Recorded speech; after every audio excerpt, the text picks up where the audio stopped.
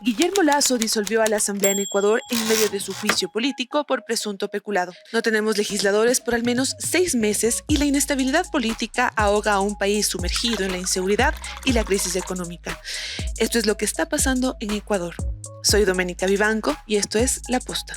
Si quieres más información de Ecuador y del mundo, tienes que suscribirte al canal de YouTube de La Posta y darle clic a la campanita de notificaciones. En Ecuador ya no existe la Asamblea Nacional y pronto se irá el presidente. Lasso firmó el decreto de muerte cruzada, una figura que nació en la Constitución de Montecristi de 2008, de la época correísta, que en su artículo 148 le permite al presidente disolver la Asamblea por 3 causales. 1. Porque los asambleístas se arrogan funciones que no le competen. 2. Porque los legisladores obstruyen el Plan Nacional de Desarrollo, o 3, por grave crisis política y conmoción social. Estas dos últimas no necesitan la aprobación previa de la Corte Constitucional, el máximo órgano de justicia en el país. Es más, la causal por la que se decidió Lasso fue la tercera, alegando que el juicio político en su contra generaba grave crisis política y conmoción social.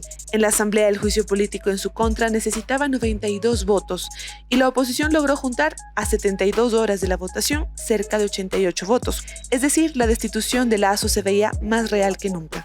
Una reunión de varias horas con sus ministros en Carondelet durante la madrugada del 17 de mayo llevó al presidente Lasso a tomar la decisión de firmar el decreto de muerte cruzada al verse aparentemente perdido en todos los escenarios posibles frente al juicio.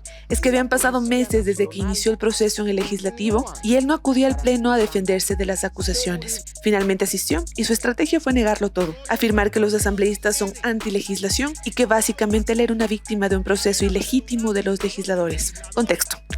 Lasso estaba atravesando un juicio político en la Asamblea por un caso de presunto peculado de más de 6 millones durante su administración con Flopec, la flota petrolera ecuatoriana que se encarga del transporte de crudo y que fue parte de la denuncia presentada por La Posta en su investigación sobre corrupción en el gobierno de Guillermo Lasso. Si quieres saber más detalles sobre este caso, puedes dar clic aquí. Tras el anuncio de Lasso, el Consejo Nacional Electoral tuvo 7 días para convocar elecciones y estos nuevos comicios presidenciales y legislativos deberán realizarse en un plazo máximo de 90 días. El CNE ha fijado fechas para el 20 de agosto en la primera vuelta presidencial y el 15 de octubre la segunda. Si algún asambleísta o el mismo presidente resulta elegido, esto no cuenta como reelección según la Constitución. Tras las votaciones, el Consejo Nacional Electoral tendrá un plazo máximo de 7 días para proclamar los resultados electorales, lo cual pasaría en noviembre. Es decir, Ecuador tendrá una asamblea y un presidente para completar el periodo hasta 2025, recién en noviembre de 2023. El mecanismo de muerte cruzada no se podrá volver a invocar en lo que resta de periodo constitucional. Mientras tanto, el presidente Guillermo Lasso gobernará vía decretos ley de urgencia económica durante los 6 meses que le restan de su gobierno.